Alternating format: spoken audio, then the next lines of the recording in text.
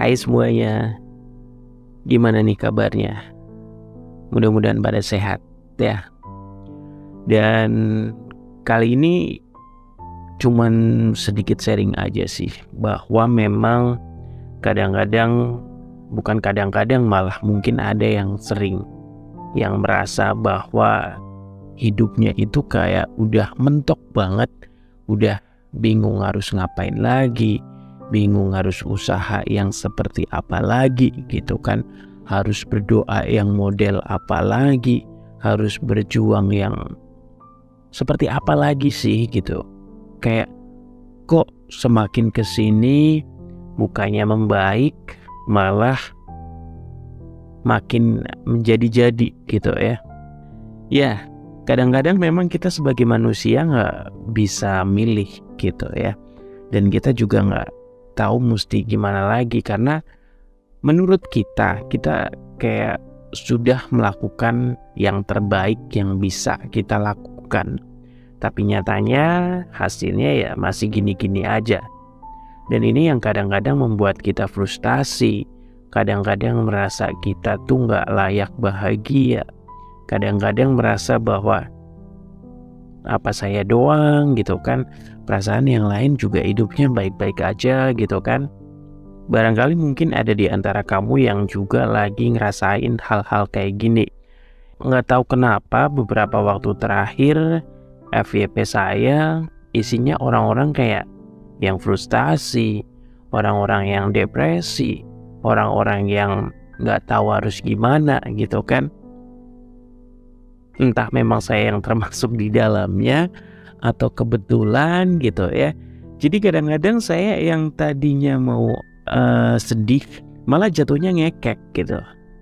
Ada salah satu VT yang lewat, enaknya sih jam segini duduk sama kuntilanak, ketawa-ketawa bareng gitu ya.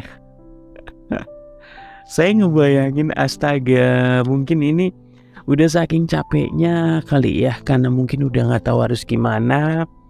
Bayangannya udah pengen yang nongkrong bareng sama kuntilanak yang cuma ketawa-ketawa doang, nggak ada beban gitu ya. Entahlah. Kemudian ada juga yang lewat kayak gini, udah malam nih, enaknya ngapain ya? Enaknya sih mati. Ya Tuhan, dikira mati itu segampang itu kali ya. Tapi ya kadang-kadang kita juga nggak pernah tahu apa yang tersirat di otak mereka yang ketika bikin VT enaknya sih mati.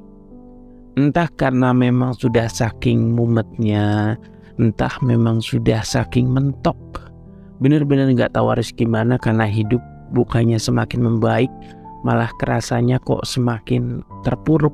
Belum lagi ada yang sempat juga bikin kayak gini, ya hidup memang banyak cobaan, tapi Tuhan ini tuh kebanyakan. Astaga, kenapa ya? Maksudnya iya, ini sebenarnya konten-konten yang menyedihkan, cuma kok mereka lucu-lucu gitu ya. Maksudnya ya kali kebanyakan, kalau kebanyakan duit oke lah ya, tapi ini kebanyakan masalah, ya ampun. Tapi ada juga yang bener-bener dramatis. Waktu itu saya sempat lihat yang VT, ada seorang pemuda yang di tengah kerumunan dia nyiramin bensin ke tubuhnya gitu ya, terus mau nyalain korek api. Sebagian orang mungkin menjauhnya karena takut ya. Yang namanya orang ketika dia menyiramkan bensin ke tubuhnya terus megang korek, antara memang takut mau nolongin karena takut nantinya ikut kebakar, atau mungkin yang takut karena nanti dibawa-bawa ke kasus tersebut, dijadiin saksi segala macam, atau memang ya karena dia juga bingung nggak tahu harus gimana. Tapi di sisi lain ternyata ada yang mau berbaik hati. Ada seorang kakek gitu kan, yang dia dengan sigapnya merebut itu korek api dan bergegas untuk memeluk itu anak. Saya bisa bayangkan ketika saya melihat video ini, kayaknya memang berat banget jadi si laki-laki tersebut gitu ya, karena dia mungkin nggak tahu harus bagaimana lagi, sudah saking frustasinya. Tidak bermaksud untuk caper, tapi sekedar ngasih tahu kalau hey, saya ini lagi nggak baik-baik aja dan saya udah nggak kuat. Mungkin gitu kali ya. Ada yang komen, ya elah mau bunuh diri aja kudu di tengah umum, caper gitu ya. Ada juga yang komen mungkin dia hanya pengen orang-orang tahu kalau dia itu udah nggak kuat gitu ya. Tapi terlepas dari itu, apapun komentarnya, yang namanya juga netizen gitu kan, kita nggak bisa kontrol harus komen seperti apa. Tapi kalau kita lihat dari sisi si laki-laki ini, kayaknya memang berat banget. Kadang juga ada teori yang mengatakan bahwa Tuhan ketika ngasih cobaan, pasti dia udah tahu gitu kan kapasitas orang tersebut. Dan Tuhan juga tahu yang dikasih cobaan ini pasti bisa dan kuat.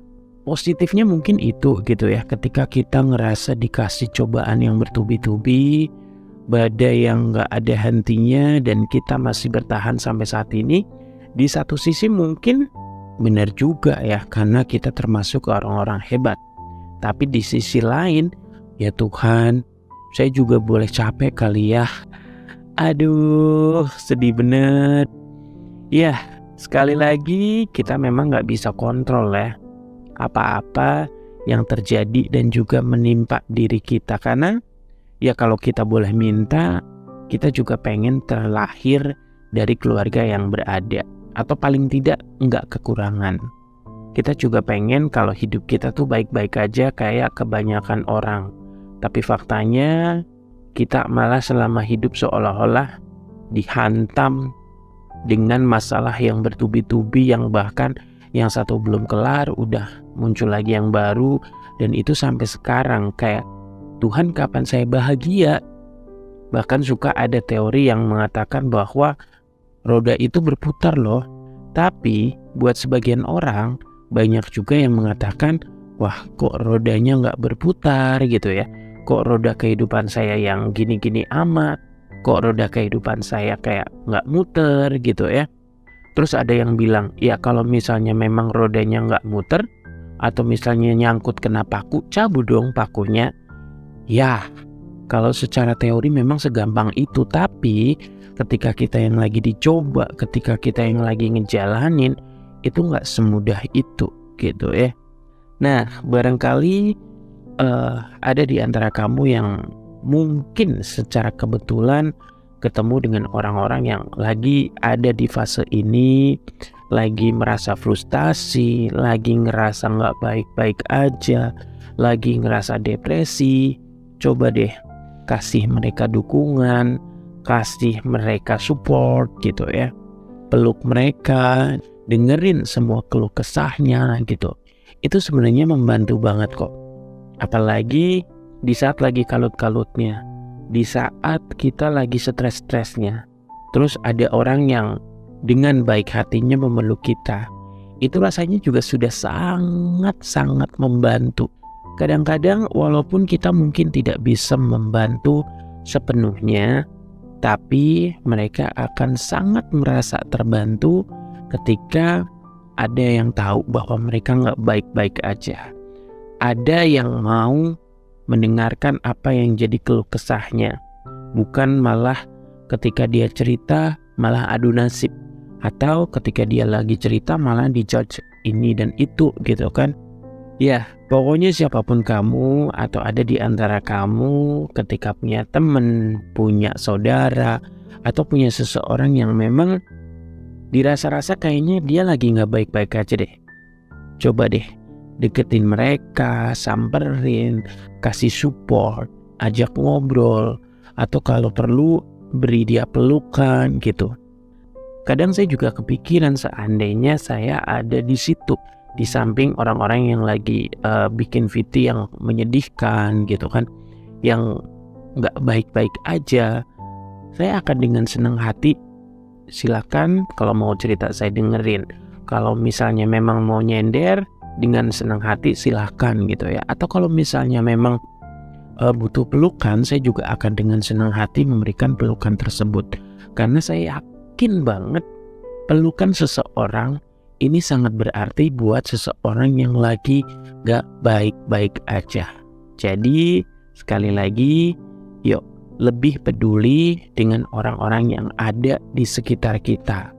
Ketika ada yang lagi gak baik-baik aja, coba deh dengerin ceritanya, terus jangan malah diceramahin ini dan itu. Mungkin bagus ngasih nasihat, tapi lihat timingnya juga kali ya.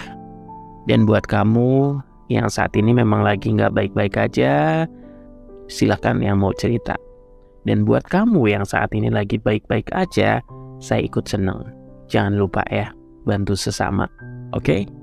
Ya, sementara itu dulu sharing kita kali ini. Mohon maaf kalau ngomongnya terkesan ngalor ngidul gitu kan, karena saya juga bukan termasuk orang yang pintar mendeskripsikan sesuatu, jadi ngomongnya agak ngalor ngidul, harap dimaafin. Oke? Ya udah, sampai ketemu di sharing-sharing selanjutnya dan bye-bye.